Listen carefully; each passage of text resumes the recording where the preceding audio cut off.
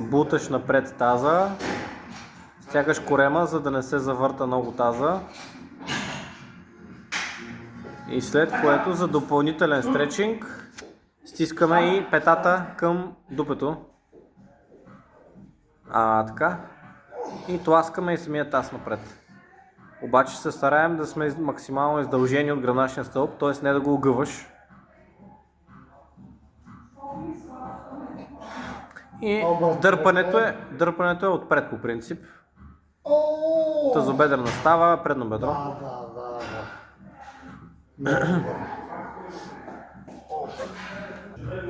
Давай.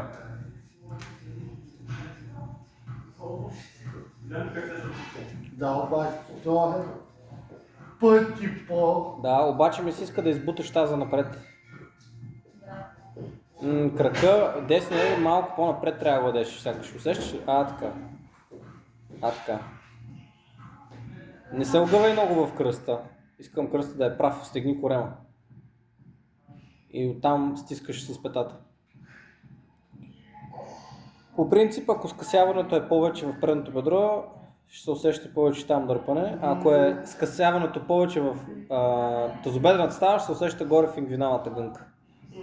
Усещането го пред. Аз го казвам за хората. Ама какво е това ингвинала гънка? От предната тазобедрената става.